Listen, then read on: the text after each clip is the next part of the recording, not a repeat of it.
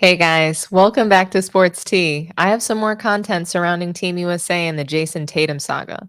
I have an interesting soundbite from Dwayne Wade and Noah Eagle during their guest appearance on the Dan Patrick Show. Before we hear it, please like the video and subscribe to Sports Tea. Feel free to drop some comments about what you think of Tatum riding the pine for a critical game while his teammate Derek White is a role player that continues to play in every single game. So let's jump right into the Dan Patrick Show soundbite and let's hear their opinion on this. I'm also curious, though. I think you were around the same age that Jason Tatum is now when you were on the Olympic team. And how would you have handled being benched at age 27 when you're an NBA champ? Yeah, I don't know. Yeah, I don't have that answer. I did come off the bench in 2008. My role was a little different. I think the thing is outside of being benched is just as a player that's going to play in the Olympics, you have to look at the team and say, okay, what am I going to bring that the team does not already have? It's not about you being a great player or not. I mean, obviously, each player on this team is a great player in their own right, but it's about making sure that you bring something to the team that the other guys can depend on, that can rely on, that they will trust you, that they know it's going to be every night. And it has to be something different. So that's the way I viewed it and I looked at it. But getting benched, no one likes getting benched, especially a guy who's one of the most decorated players in our game and just coming off of winning his first championship. Okay, but I think when we label it benched, it sounds worse than you didn't get into the game, right? Like, I know it's semantics there. Like Joel Embiid got benched, but Jason Tatum got benched. He was kind of a healthy scratch there. So I'm trying to figure that out. Mike Krzyzewski said when he was an assistant coach on the with the Olympic teams, you had a pledge. You would pledge you were going to do everything you could to win a gold medal. It wasn't about playing time. And I don't know, has the media run with this with Jason Tatum? Noah, do you think that this is a big deal that Jason Tatum is not starring for this Olympic team? You know, I actually think Sue Bird had the perfect quote to describe really the situation. She was on Carmelo Anthony's podcast, which Dwayne was on as well, and he did an okay job. I would say Sue's wording with it was it's the most uncomfortable team you'll ever play for because realistically only about 1 to 2 players on the team are going to be playing their normal NBA or WNBA role. So in this team, LeBron James is playing his normal role. He's running the show. You know, Kevin Durant is essentially playing his role of just going and getting buckets. But outside of that, everybody else is trying to fit into something they're not accustomed to doing.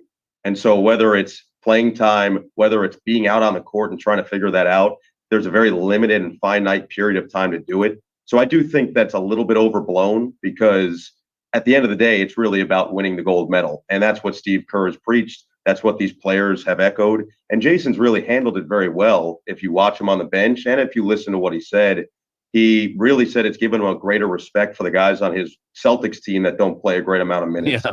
I think that's probably the right perspective to take on it is, oh, wait a second, this happens to other people. It never happens to him in his life. So, You're right.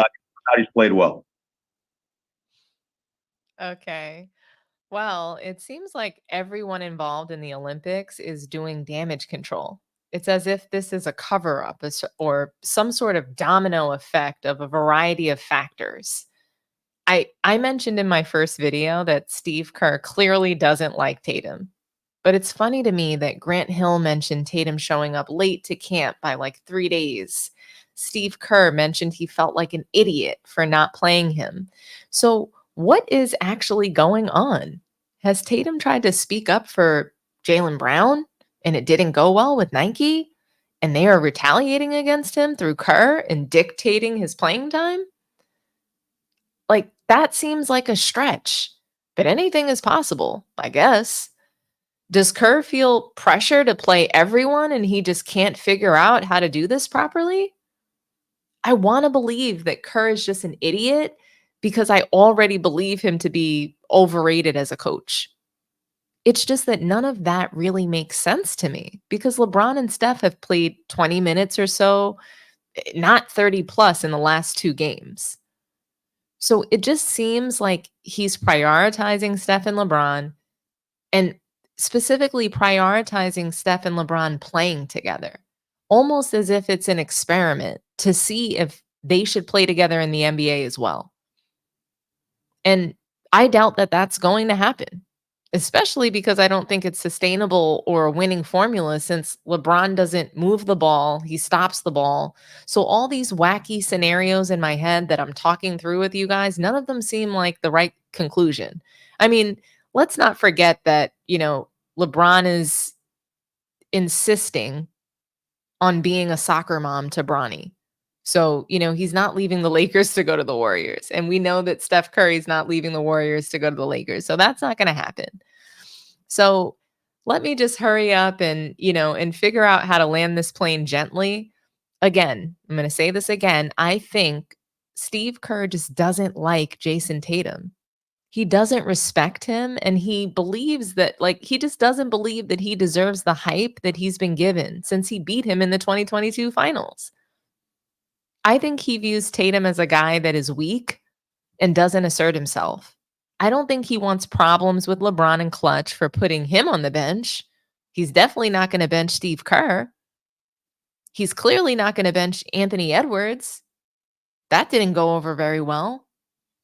So, in my opinion, Steve Kerr is looking to assert his will wherever he can because he's clearly not coaching the team. They're out there playing whatever offense LeBron wants to run.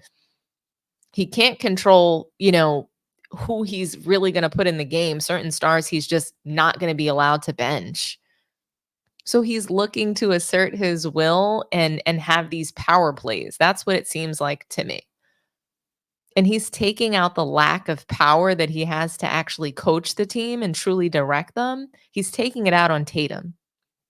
It seems like a classic power move, and he's doing it to the player that he believes he can do it to.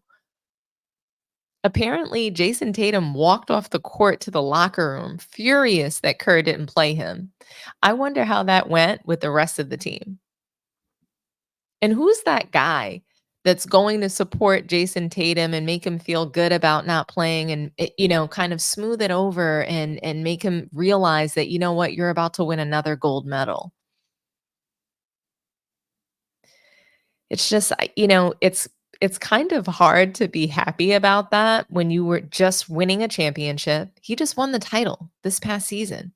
He just won the title and heads into, playing for the Olympic Games and can't start against Serbia. He's being benched twice. He feels embarrassed. And I mean, I don't blame him. Why is he getting benched alongside Tyrese Halliburton? That doesn't even make sense. I really wonder who's going to be that veteran guy that helps him get through this. That's able to talk him into being happy for the win and to figure out a way to get in that next game instead of pouting about this one. But I understand Jayson Tatum's perspective. It's extremely embarrassing to be riding the pine when you just won a title and you were the number one option on your team. And Tatum has been able to score and to defend at a high level. People forget that he was able to lock up Kevin Durant in 2021. It's laughable that Steve Kerr continues to make these decisions. He played LeBron for 32 minutes. He played Steph Curry for 33 minutes. That made sense. He had the hot hand. I mean, the man shot 9 threes. To me, the most important thing here and what we all need to keep our eye on and really just stay focused on is that Team USA brings home that gold medal. Hopefully, everyone is going to be rowing in the same direction and they can make that happen against France. I really don't want France to be the team that upsets Team USA because they decide not to defend. Wembanyama he's not playing around.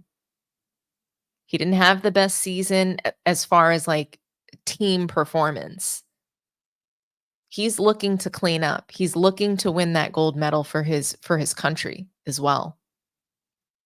He thinks the NBA is soft. He's going to look to exploit any holes in Team USA's game.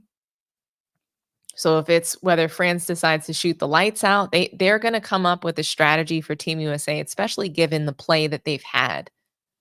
So again, most important thing is Team USA brings home the gold. Everybody needs to be rowing in the same direction. Everybody needs to be on the same page that that's the most important thing. Gold medal. Road to gold. Not fool's gold, real gold. Alrighty. That's it, guys. Thank you so much for joining me tonight on Sports Tea. Please do me a favor, like the video, subscribe to the channel. Feel free to comment your thoughts on why Tatum is riding the pine. And have a good night, everyone. Until next time.